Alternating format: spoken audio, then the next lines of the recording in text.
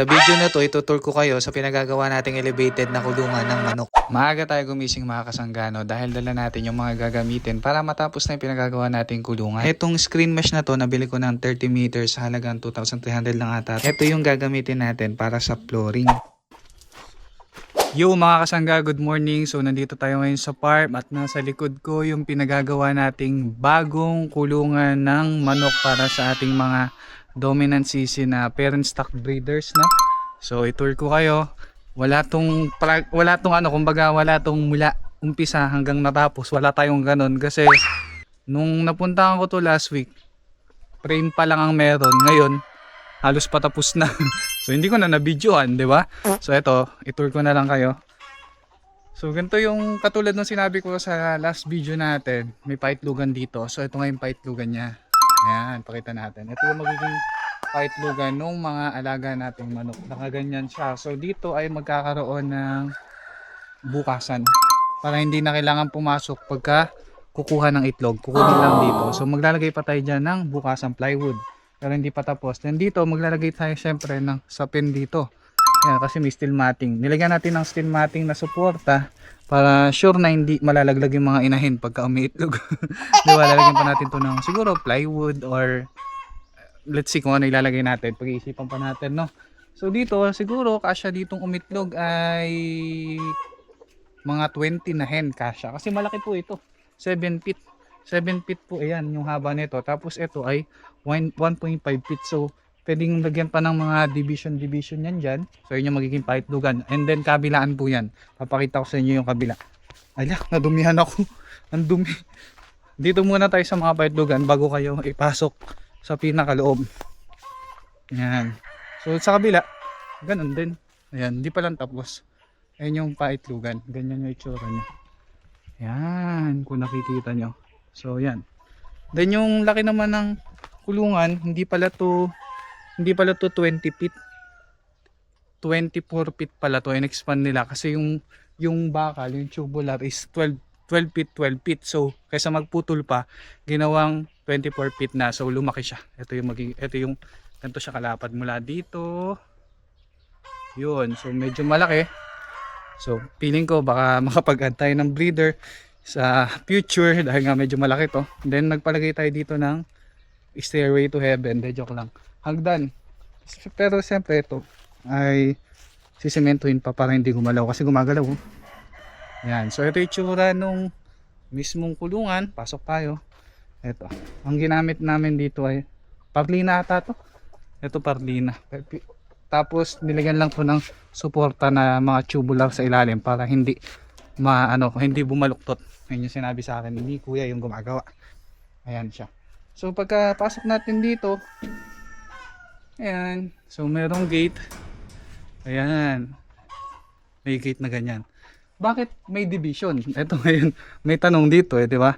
Bakit may division dito? May division yan, no? Para pwedeng hatiin yung mga grupo ng manok. Kasi baka merong rooster na pasaway, tapos awayin yung isa, so pwedeng maihiwalay.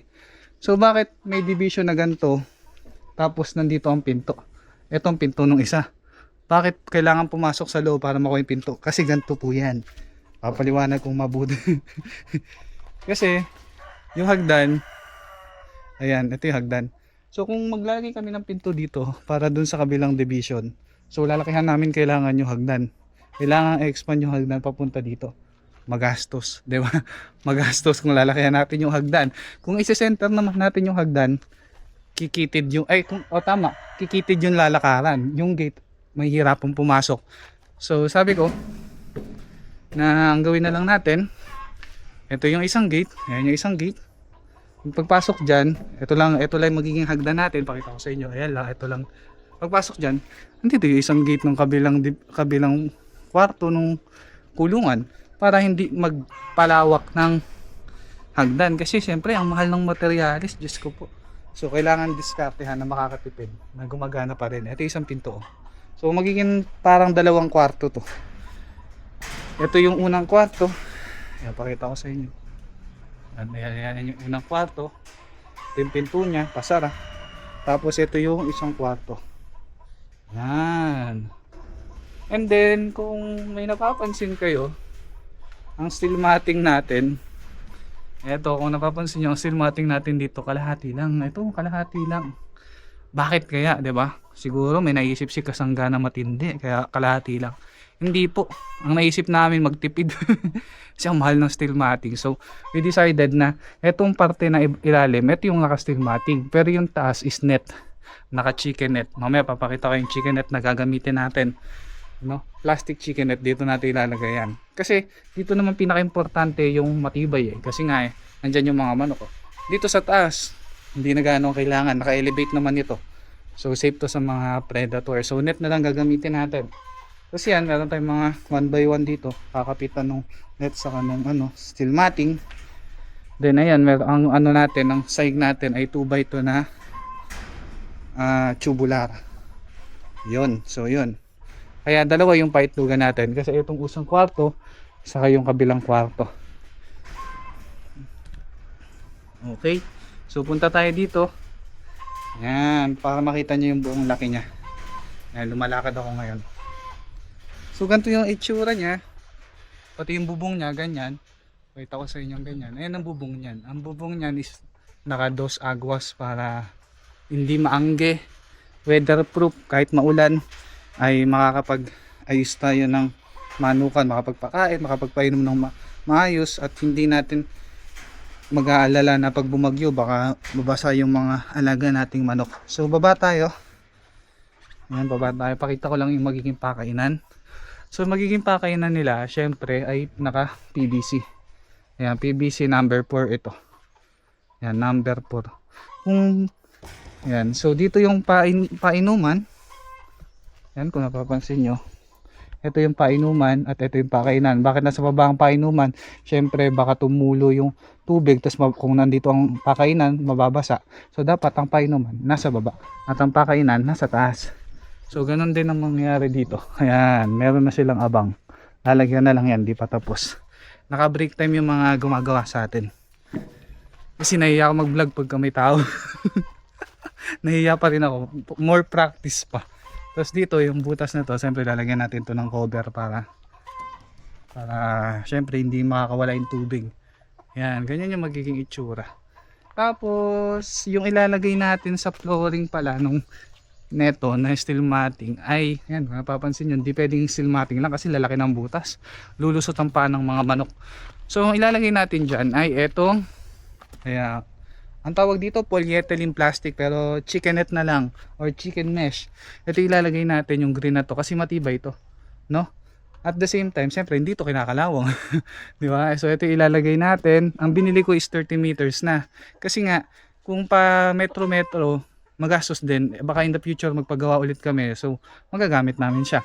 Kaya bultuhan na yung binili namin. And then dun sa sinasabi ko kanina, ay malalaglag. Sinasabi ko kanina na magiging net na pader nung kulungan, ito yon, yung chicken net na to. Na-experience na namin to nung dun sa una naming pre-range. Matibay siya, hindi siya basta-basta masisira. Basta kilalanin nyo lang kung saan kayo bibili, kasi yung mga ibang nagbibenta nito hindi matibay. So ito yung ilalagay natin doon sa mismong pader, yung chicken net na yan. I-update ko kayo once na naikabit na. Punta naman tayo sa pinakailalim. Binibigyan ko na kayo ng idea, grabe, sobrang bait ni Kasangga. Ayan, so pinakailalim, ayan, nakita nyo na to eh.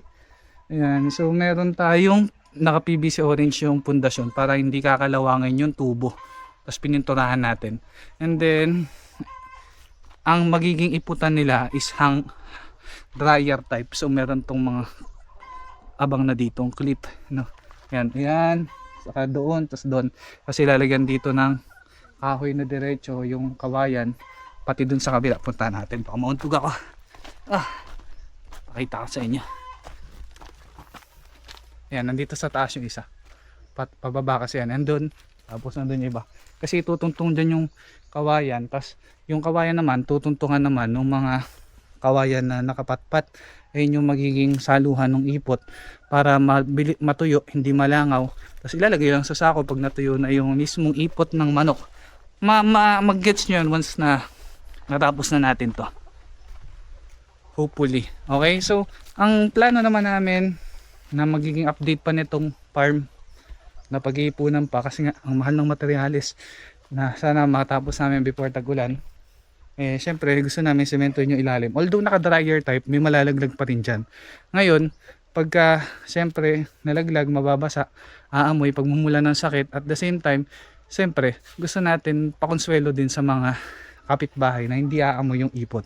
Kaya, pag-iipunan namin na masemento to, malagyan to ng malagyan din ng drainage to mula dito hanggang doon kasi pag umuulan umaagos dito ng matindi dahil nga bundok ito.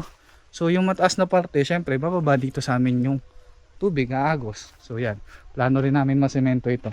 Pero for the meantime, eto na muna. Ipon-ipon lang. Yun lang talaga yun eh, di ba? Ipon-ipon lang, ipon-ipon, ipon.